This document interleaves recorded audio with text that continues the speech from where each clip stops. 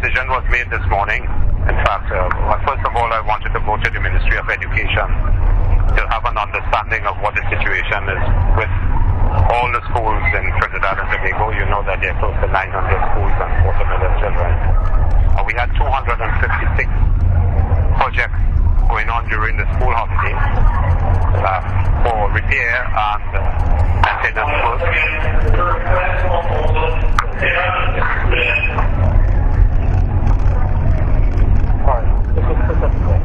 Yes. My understanding that there are, out of the 256 projects, 252 have been completed. There were 3 or 4 that still to be completed on evenings and on the weekend. And so therefore I think we have accomplished close to about 98% of our success during the holiday period to make sure that all these schools are now open today.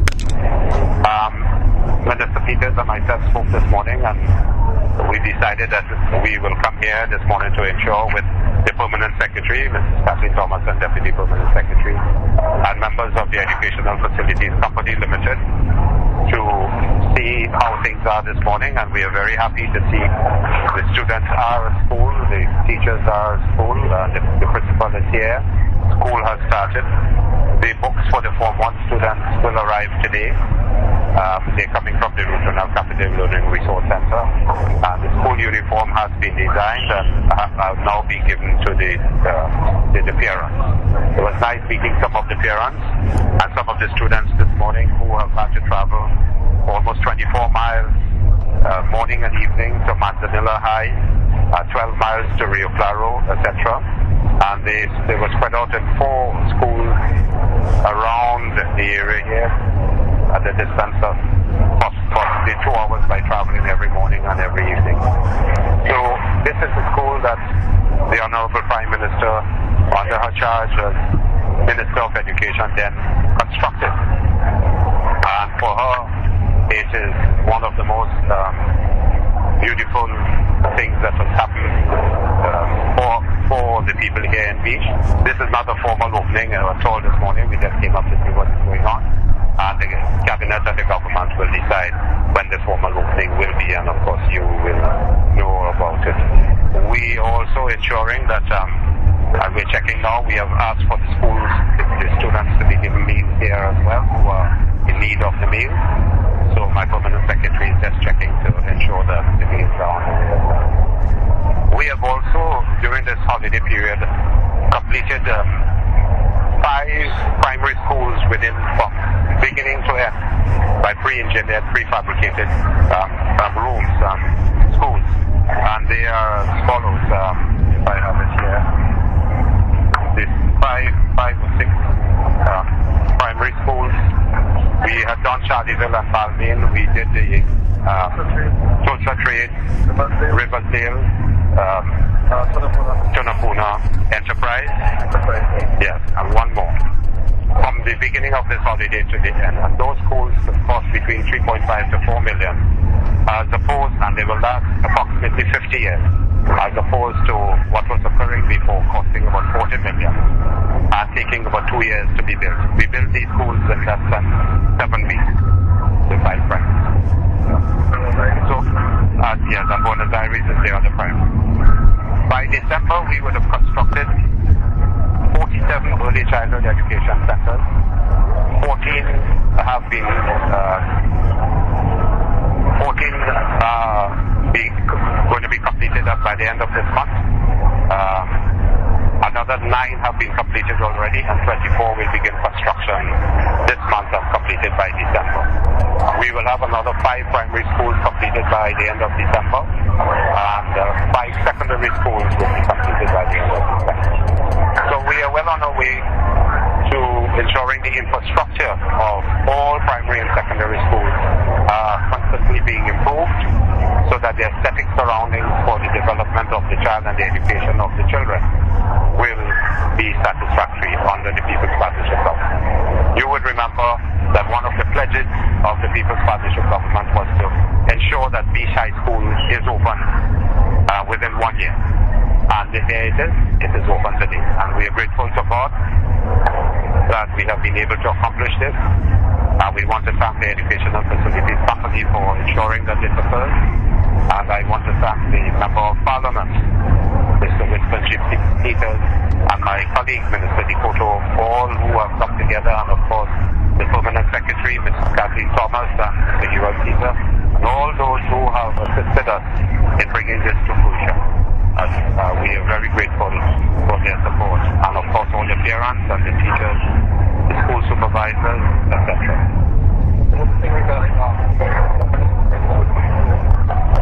Today we have about 100 students here, about 40 who have chosen from the SEA exam, the first choice, to come to Beach. And we have students in Form 2 and Form 3, about 35 in each one of the forms. But as time goes on, now that the students have seen that the school is open, I'm sure we will fill this to a capacity of approximately 500, I believe the capacity. We have a lot of requests right now for transfers. My office is filled with requests for transfers from the different schools in the surrounding areas, Manzanilla, Tableland, Rio Claro, and Niaro. So I believe in about the next month or so, we will see a larger intake in the school population. So we will give a call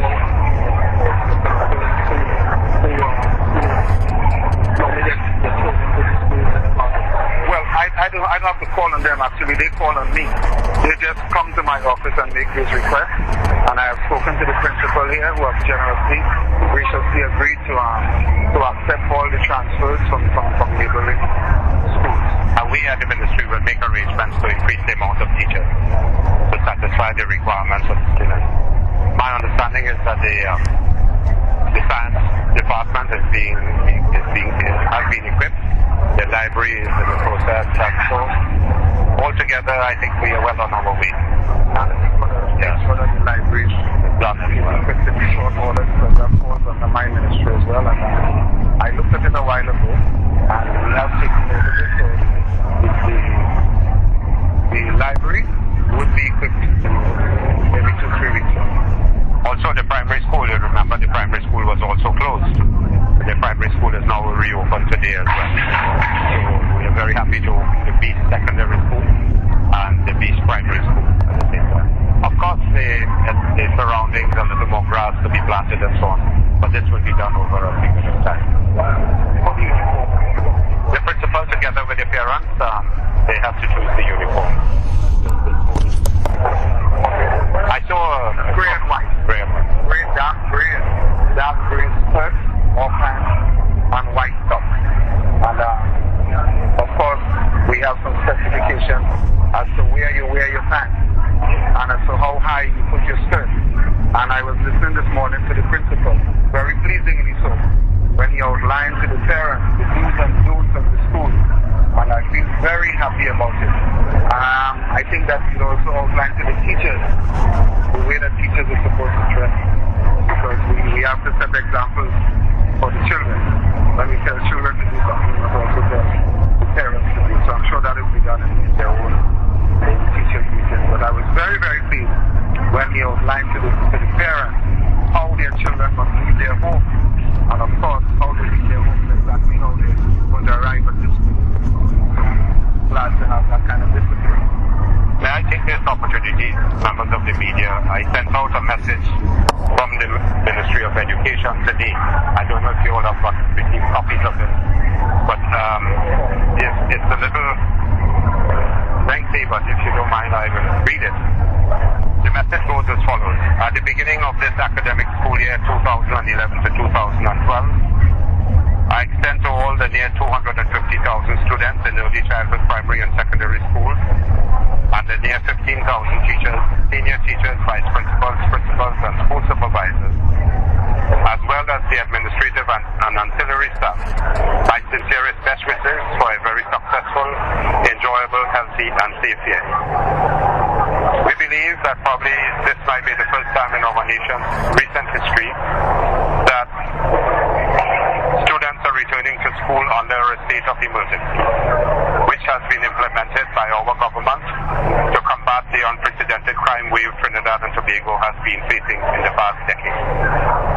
It is a time when all citizens, regardless of their age, gender, or any other differences, should be especially concerned about the state of our nation. Crime and violence, as you all know, affected almost every single citizen, and our schools were not spared. The lives and safety of the population were seriously compromised by the criminal elements, and government had a duty to ensure that our citizens were afforded their due constitutional right to protection, safety and security in all public and private places. Our government has called a state of emergency to avert planned action meant to subvert law and order, to remove the gangsters and killers off the streets, to get the illegal guns out of the community, to eliminate the illegal narcotics from society, and to give special powers to the army to assist in this war against crime and the criminal elements. We are also telling the students that joint police-army operations have been established based on shared intelligence.